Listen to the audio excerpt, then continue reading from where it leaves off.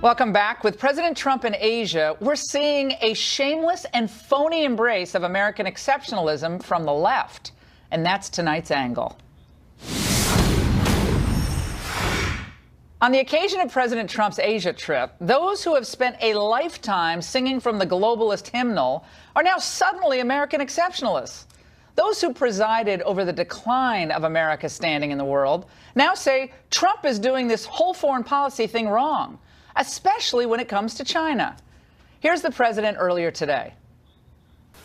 Both the United States and China will have a more prosperous future if we can achieve a level economic playing field.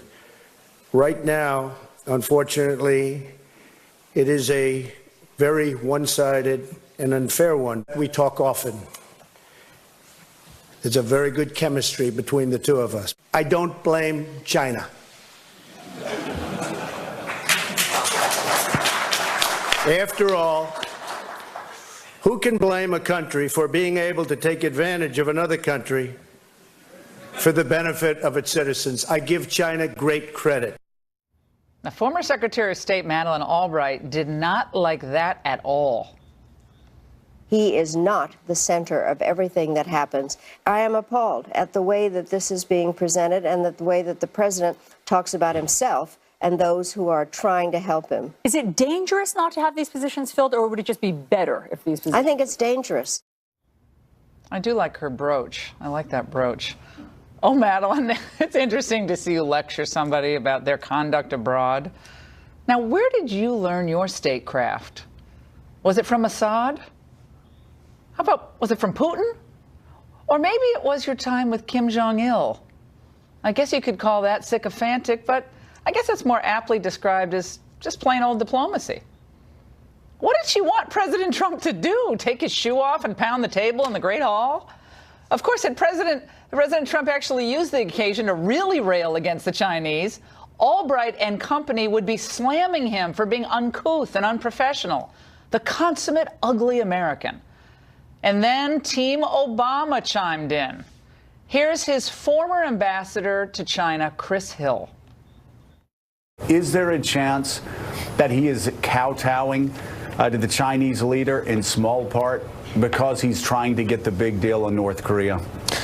I think to some extent that's what he's looking for. But frankly, that's not how we're going to get Chinese cooperation, by kowtowing to them. We need to explain to the Chinese why this issue is important to us, why the China relationship is important to us, and why we need to work together on this. Kowtowing? At least he didn't literally bow down like someone else we know. I still love that shot. There's something deliciously ironic about headlines such as this from Slate today. Weak and clueless. Trump is the American president of Chinese dreams. There it is. Think about what happened to the United States vis-a-vis China during Obama's 2 terms in office, just for a second. The trade deficit ballooned every single year. American ideas and technologies were stolen. China built islands for military use in international waters. China expanded their economic footprint from Africa all the way to Argentina and everywhere in between. They poured hundreds of billions of dollars into their army, which is now larger than our army. Its standing army larger than ours. And by the way, their human rights abuses, their religious abuses, they proliferated. So no one who is not overtly anti-Trump would believe for a second that the Chinese think Trump is weaker as an adversary than Obama. Xi knows President Trump does not buy into the whole citizen of the world claptrap of the Bushes and Obamas. He knows that Trump is an unabashed believer in American exceptionalism. And by the way, that's a marked contrast to how President Obama sounded. Remember back at that 2009 NATO summit? I believe in American exceptionalism, just as I suspect that the Brits believe in British exceptionalism and the Greeks believe in Greek exceptionalism. I still can't believe that soundbite. And Xi knows that Trump would never prostrate himself and apologize for America either. The early decisions that we've made, that you're starting to see some restoration of America's standing in the world. There have been times where America's shown arrogance and been dismissive, even derisive. The United States is still working through some of our own darker periods in our history. We've at times been disengaged, and at times we've sought to dictate our terms. The bottom line is this. A lot of the armchair quarterbacks have needled the president's every move in Asia, from koi ponds to Japanese cars. But before we start taking advice from the people who ran American prestige and power into a ditch, maybe we should consider that Trump is doing something different. He's projecting American power with a lighter touch. And he's actually connected culturally with the Chinese by honoring their history and appreciating their hospitality. Now, that might not be a bad idea. It might not be a bad opening for tough trade and strategic negotiations ahead. We'll see. He's also, in a surprisingly understated way, put down the marker that he will defend the rights of the American people. And he did that in Asia, something everyone should be cheering. And that's the angle. Joining us now with reaction from San Francisco is Aramesh. He's a national security analyst, and I'm delighted he's with us. All right, Arash, where did I go wrong there? Take me down a peg or two. Well, Laura, I think the one thing you didn't show was the scene where Trump almost got on his knees, pulled out a ring, and proposed to the Chinese premier. I mean, this guy now for about 2 years has been bashing China. How many times has he said that the Chinese have been raping America? China has raped America. And then today, just like a schoolyard bully who's good at talking smack from a distance, he went to China, he backed down, he buckled down. That was an embarrassment. I was laughing when I saw that, but I was sad on the inside. He's an American president, and that's what he did. That was an act of cowardice, and it's embarrassing. Now he's going to go to another Asian country. I think he's going to Vietnam next, and we're going to see this happen over and over again. So, talk Arash, smack, but once you get there, back down. We got the lingo. So, Arash, a question to you. Do you believe that in practice it will turn out that Barack Obama was tougher on China trade than Donald Trump will be? Just speculate for a moment. I'm not going to speculate. I'm going to talk about facts. Here are the facts. At least Barack Obama did not ship his factories to China. At least Barack Obama didn't make ties and hats and shirts and heels and so on and so Arash, forth in China. He put his mouth where his money is. But Arash, we're talking facts. You don't I don't like want to interrupt you, but I want you to stay. I want you to stay on point. Did any of those bullet points that I put in the opening and the angle, the trade deficit went up every year. Of course, China aggressively moved, and this is from Foreign Policy Magazine to Commentary Magazine. This is not Foreign Affairs to Commentary. This is not like a right-wing view. This is a fact. China expanded its economic footprint. It developed its military, its strategic positioning in space weaponry. They stole our intellectual property. They stole 50 million of our personnel files, including mine, yours truly's, from the Office of Personnel Management. They moved on every front during the 8 years of Obama. Now, you can complain. They think Trump was too nice to the Chinese. Last time I checked, y'all were saying Trump was too brash and too in the face of people. But now he's too nice to the Chinese. I don't think you can settle on a narrative, because the narrative of the 8 years of Obama was China in the ascendancy and American economy flat as a pancake. Go ahead. So let's come back to reality and go down to earth. Here's what happened. Ever since Nixon made that infamous, or famous actually, visit to China, Chinese economy opened up in the 80s, then in the 90s, and China has been on the rise. It's not an Obama thing. It's not a Bush thing. It's not a Reagan thing. It's a fact of life.